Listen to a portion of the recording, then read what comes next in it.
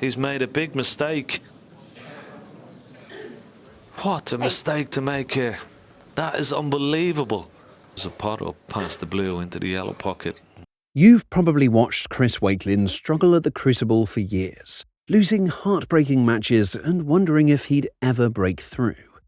But what happened in Sheffield this year changed everything, and his warning to his rivals should have everyone paying attention.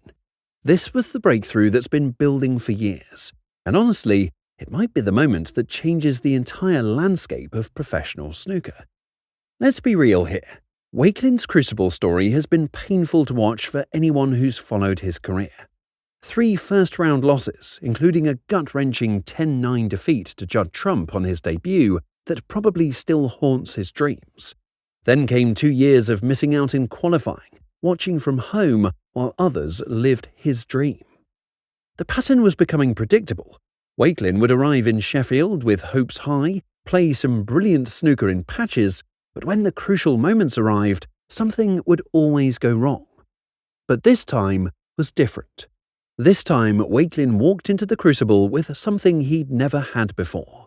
Genuine belief backed up by results that proved he belonged at this level. The world number 20 had already reached the International Championship final earlier in the season, proving he could handle the pressure of snooker's biggest stages. He had made his Masters debut in January, walking into Alexandra Palace and showing he belonged among the sport's elite 16 players. Off the table, he became a father for the first time with the birth of his daughter. Anyone who's experienced parenthood knows how that changes your perspective on everything. Everything was aligning for something special. And then came the moment that changed everything. Neil Robertson, the 2010 world champion, was supposed to be the one moving forward. The Australian had won 2 titles that season and climbed back into the top 16. He was the favourite, the experienced one, the guy who knew how to handle Crucible pressure. Robertson hadn't been beyond the second round for 4 years and had failed to even qualify 12 months earlier. This was supposed to be his comeback story, his return to the business end of the World Championship. But Wakelin had other plans, and what happened over those 2 sessions will go down as one of the most impressive debuts you'll ever see. The first session was where Wakelin made his statement. Frame after frame, he was playing with a freedom and confidence that no one had seen from him before. By the end of the first day, he held a commanding 7-2 advantage that had everyone in Sheffield talking. But here's where the real test began. Most people expected the inevitable Robertson fight back. Robertson came out for the evening session like a man possessed. Breaks of 117, 69 and 53 helped him win 5 frames on the bounce, dragging the match back to 7-7. The crowd could feel the momentum shifting dramatically. This was the moment where Wakelin usually crumbled, where experience would win out and he'd be left wondering what if once again. But not this time. Wakelin stopped the rot with a brilliant 90 break in the 15th frame, edging back in front at 8-7. Robertson levelled it again at 8-8, but you could sense something had shifted. The momentum that had been carrying Robertson forward was starting to slow down. What followed were 2 gruelling 30 minutes, and Wakelin emerged victorious 10-8. His first ever match win at the Crucible was in the books, and you could see the relief flooding through him. Robertson's reaction after the match told its own story. I didn't do a lot wrong. I only missed one kind of ball that I should have potted, and so 7-2 was a really unfair reflection. But the way I played in the session still gave me a lot of hope today. And but fair play to Chris. He potted some good balls under pressure there, and he's when I was struggling with my game last year, he was really positive in engaging conversation with me and stuff, and he always knew I'd come back. So I've got nothing but full praise for Chris, and I wish him all the best.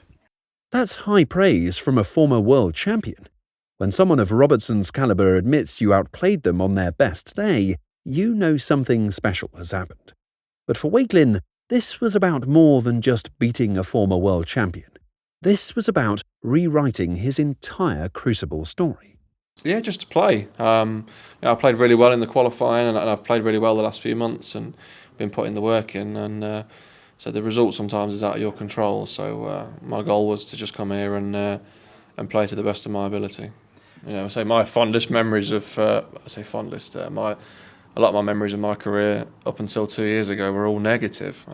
It was the match that I nearly won, or the ball that I nearly potted, and you know, it's amazing now to think that you know, some of my matches will be remembered in years to come for good things, because so a lot of the time in the past it's been because it's all gone horribly wrong.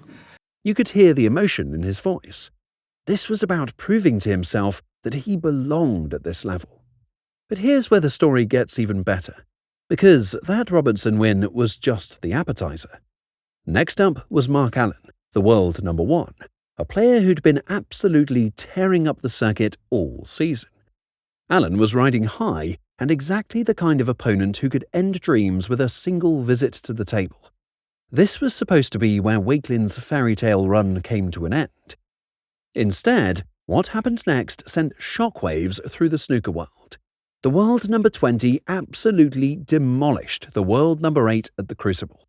Allen came out after the break and produced snooker's moment of perfection, a maximum 147 break that had the Crucible crowd on their feet.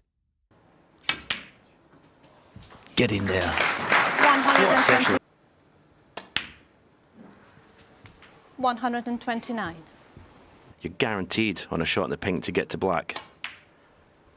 134. 140.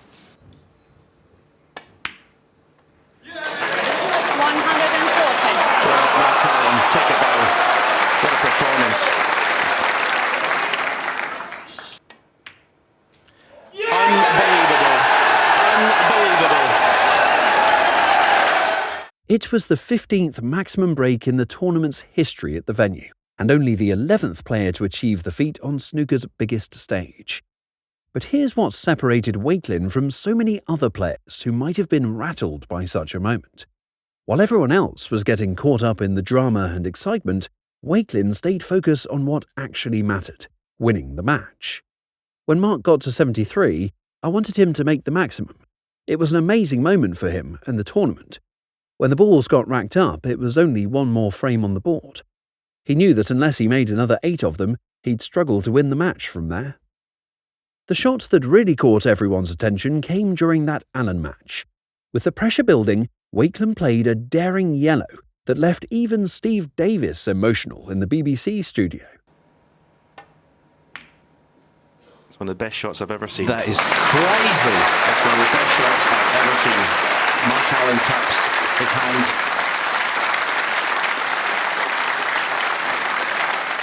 The run finally ended in the quarter-finals against Zhao Xintong, who went on to win the whole tournament. But even in defeat, Wakelin showed he had learned something crucial about himself. By the time the quarter-finals arrived, he found himself completely mentally drained. The intense psychological pressure of the competition was unlike anything he had faced before, and it took a serious toll on him. The experience made a lasting impact, pushing him to commit even more to improving his fitness and mental strength for the upcoming season. My only real goals for this season, and every season going forward, is to be ready and well prepared. This is a tough game. If someone plays out of their boots, there isn't a great deal you can do. I'll make sure I'm prepared and ready, and that is all I can ask of myself. That's the warning right there. Chris Wakelin isn't the same player who used to crumble under pressure. He's not the guy who would let matches slip away when they mattered most. He's become something more dangerous, a player who believes he belongs at the top level. The numbers back it up too. He reached the International Championship final, making his Masters debut and now a Crucible quarter-final. But what makes Wakelin's breakthrough even more impressive is how he handled the biggest moments. The comeback from Robertson, the 147 from Allen, the pressure shots when everything was on the line. He not only survived those moments, he thrived in them. Most players will play 15 to 25 frames a day in practice quite happily, he explained. When it means everything, it is more difficult to play with a clear mind. To make sound decisions every shot, as well as controlling your emotions, is quite difficult. And that's exactly what separates the champions from everyone else. The ability to make the right decisions when the pressure is at its peak. So what do you think? Is Chris Wakelin ready to join snooker's elite, or was this just a one-time breakthrough? And which player should be most worried about facing him next season? And that's a wrap on today's video. Let us know your thoughts in the comments, and for more snooker content, click the screen below.